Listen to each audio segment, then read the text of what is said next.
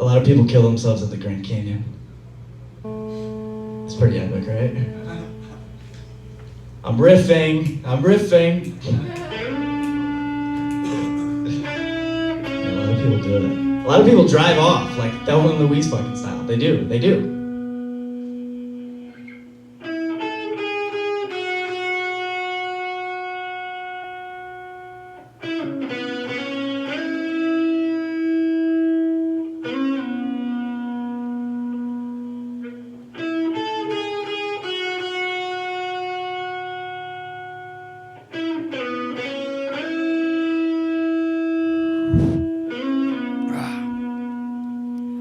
Welcome to the Jordan Leer program. Book report. Death in the Grand Canyon. I read this book. I went to the Grand Canyon first, okay? And it was the most beautiful, majestic, fucking insane looking thing you can ever see with your own two eyes, really standing in front of you. You're like, how can this big ass fucking thing be here? It's so big and deep. There's so many levels. And then immediately you're thinking, how many people have died here? It's so steep. You can just go past the railing a little bit and you can just go and get a fucking epic picture or fucking fall 400 to 1,000 feet. Keep going, man. You've died. You're done. Peace, man. And I thought that as I stand at the south rim of the Grand Canyon. I think, I wonder if someone's died there. And I wonder if someone's died there. And right there. And right there. And right there. All these places where people are fucking leaning off the edge like goddamn assholes to get that epic looking picture, you know? Yeah, every year someone dies. Every year. Sometimes there's a year where no one dies by falling. I take it back. Everyone dies in the Grand Canyon. Everyone always dies in the Grand Canyon. 12 to 15 people a year die in that motherfucker, roughly, from various reasons, which are covered in this book. Obviously, the most epic way of dying that everyone's thinking about is the fall. You know, the fall from the rim, the fall from in the canyon, you know. But also there's environmental factors, which that kills fucking, tons and tons too. So this book that I read, they've revised it since, but it only covers up to 2001. Okay, so there's more. What all the deaths I'm going to talk about, there's way more. There's way more since then. So they say around over 800 people, 900 since have died, in total in the Grand Canyon over the years. In this book, they have about 90 plus falls. 50 of those are from the rim, and the rest are from within the rim at various levels. Because you only, you go a couple feet down trail, you're in the rim. So that's a lot of the fucking good shit. 65 in this book are environmental, dehydration, not having enough water. That's the fucking bulk of the shit. Then we got 79 people in here have died from the river from various reasons, mostly not having a goddamn life jacket, and you got 242 people have died in fucking airplane crashes and helicopter crashes in various ways. Death in the air, okay? You got flash floods, you got suicides. There's only over 40 plus suicides. I think it's probably 50 or 60 since this book is because 20 years has gone by. People are still sad. And murder. You got murder in there too. People kill each other. Okay. So what are some of the hits? Some of the hits from this book. This book is great. It's written in a way where it's sectioned off the way I just described it, and it tells a lot of the deaths sort of in cool little story version way. They really hit you with the facts, and they tell you, they're like, yo, the book is, read it so you know how people have died, so you don't, know how much fucking water you should take, know what you should listen to, the guidelines you shouldn't. And then at the end, it has just the epic listing by one, all the fucking deaths and a little short summary. So it's a kick-ass book. You could breeze through it a little bit. You could read the whole fucking thing. I did a little of both. Okay, falls. It's mostly people taking dumb photos, just right off the edge, like I was saying. Way more men die in the Grand Canyon than women, okay? And one reason might be because men love taking a piss off of a fucking top of something high. And that's legitimately a way a lot of people fucking die. Drunk, a lot of drunk people, fucking walking drunk.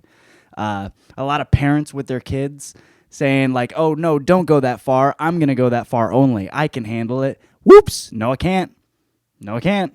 People in the rim, they're going off trail, getting lost, and then it's like, dude, there's such a fucking narrow. You go off trail a little bit, and all of a sudden you take one step left, and you're in, you're down, you're at the bottom. You are the Grand Canyon. You are there.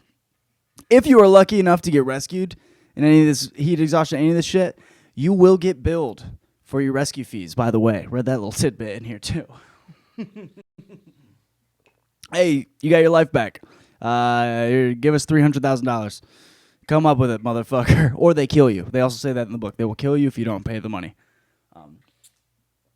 One of the best, fucking most terrible falls. There's this dad in 1992, and he's like decides to prank his daughter, and he goes, "Honey, oh my God!" and he jumps back, and he's gonna jump back to this spot that's like 4 feet below him. He's jumping back, like, "Oh my God, I fell!" And then she goes to look, and he's gone. Well, what happened? He's a fucking dumbass. He jumped on that ledge like 4 or 5 feet under, and then he bounced a little bit because that's you fucking reacted. He fell another like 400 feet. Great final memory for your daughter, bro. I bet she's not traumatized forever. Jesus Christ. I don't know. It's more of that with the falls. There's this one lady. I think it was attributed as a heart attack / fall. She was like 65 or something. She walked up to the Grand Canyon, saw how beautiful it was, had a heart attack, fell over in the Grand Canyon. Yeah, and that's beautiful. That's beautiful. I don't know.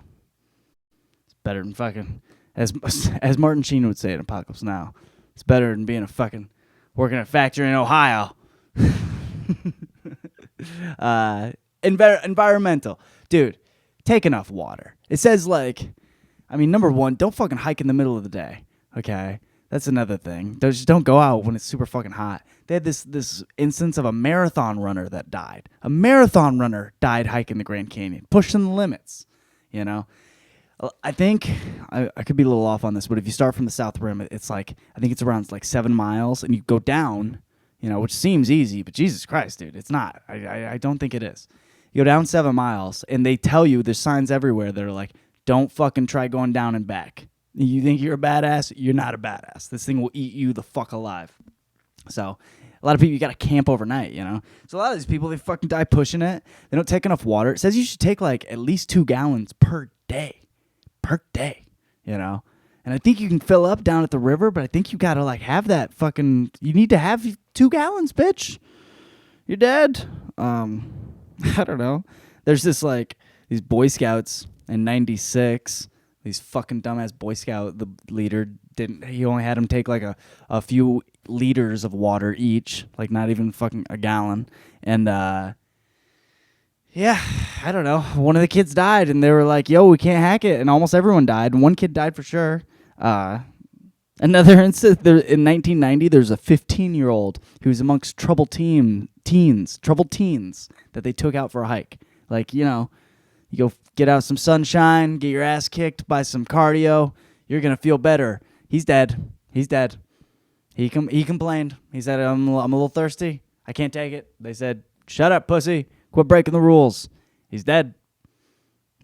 They asked him to you don't fuck with the Grand Canyon. One of my best friends, Josh Russell, he once told me, he was like, "Bro, there's 5 things in the world I don't fuck with.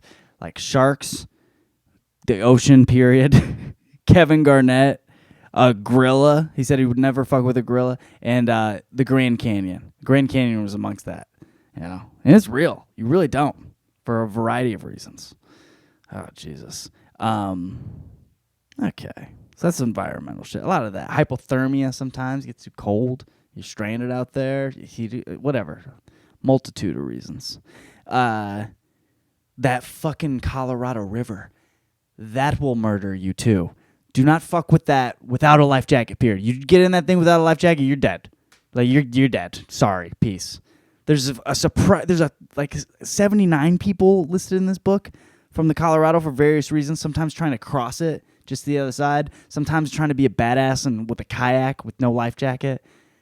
sometimes with a life jacket. Some people with a life jacket. Mostly life jacket will hook you up. Not from the hypothermia though. If you get stuck in there, and then the rapids, it'll fuck you up. Yeah, dude. I don't know, dude. What else about that? Drinking. Oh yeah, a lot of drinking. A lot of people accidentally they'll be camping down at the river, and go out fucking drunk to a piss by the river, and then they accidentally fall in, and then they're drunk, and then it's them drunk versus the Colorado River, wildly sober.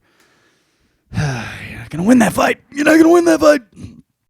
In 1928, this one couple was bound and determined to gain fame by taking the Colorado in their fucking little kayak canoe with no life jackets. They're like, we're gonna do it all on our own, and they died.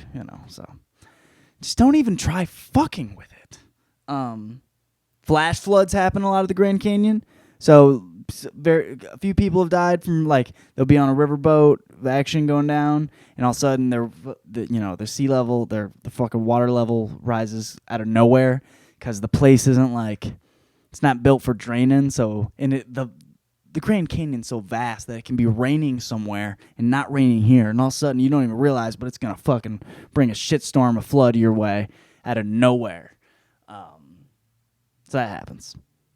Good luck. Freak accidents happen. Rocks just falling on people, as they hike. It happens, What are you gonna do? Put up nets against every little fucking thing? I don't know. Grand Canyon. Freak accidents. Some murder. There's some murder in there. A 12-year-old killed a 2-year-old in 1927. That's of note. He was a psychopath. That's not good. One guy was about to get divorced, and he didn't want to get divorced, so he just pushed his wife.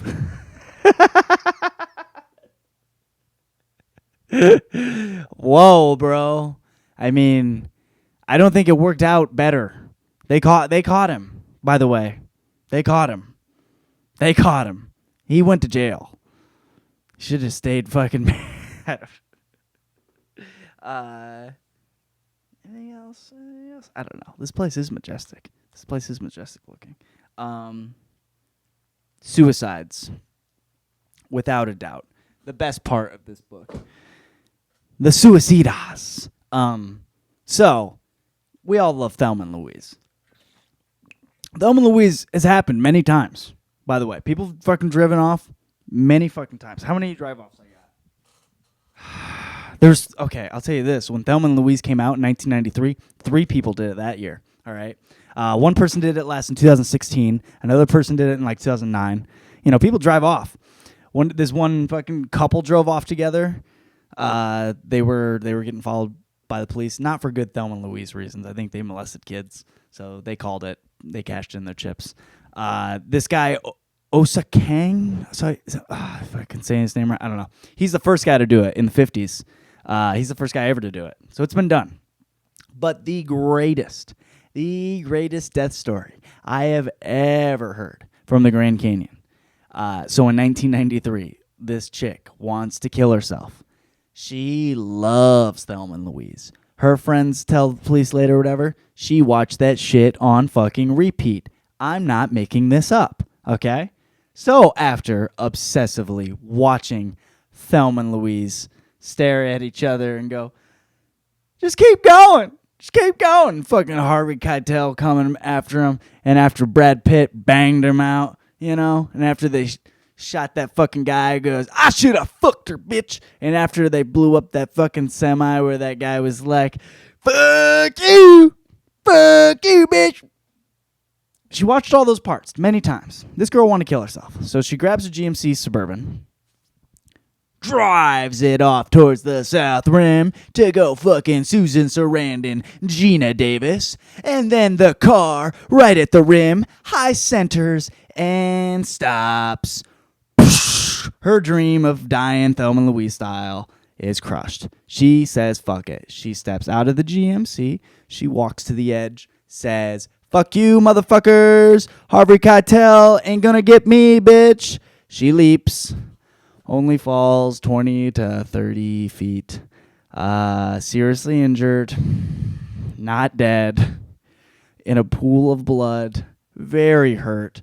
Full of insane amount of pain. She says, I didn't come here to barely survive. I came to get my fucking Susan Sarandon, Gina Davis on. And she fucking crawled to the edge. And then she jumped. And she fell a good 400 feet, whatever, into oblivion. And she did it proper. And as a person who's pursued stand-up comedy, since 2012, I get it. That's exactly what it feels like. Man, give her the award. Give her all the awards. God bless that lady. We should all, come on, man. If more of us had heart like that, we'd get shit done around here, okay? I bet, yeah. We would get shit done. That is how you finish a job. That's all I can say. I don't know. Any more notes on a scandal? It's good. It's a beautiful place. It's epic. It's epic. People die. People die every year. People died Someone jumped last year. I don't know if anyone's jumped yet this year. It fell from the rim. Someone died of dehydration a couple weeks ago, though. So, stay safe. Epic postscript. Okay, I forgot to mention, 128 people died all at one time in a mid-air collision in 1956. 2 airplanes were flying over the Grand Canyon, and like many people taking off or landing near the Grand Canyon, you want to check out that dope view. And they went a little off course, and back in 56, they didn't communicate nearly as well. And these 2 motherfucking planes crashed into each other, and everyone died. Everyone. All of them, like 70 on one plane and 50 on the other. Add them up. 128 dead all at one time. So, when they tell you it's safer to fly. And it's dark and she fucking just gets severely injured in a pool of blood. Still alive. Crawls to the edge. Jumps again. 400 feet. Does it. Round of applause. Does it. If she just would have put that much effort into making friends, she'd still have that ride.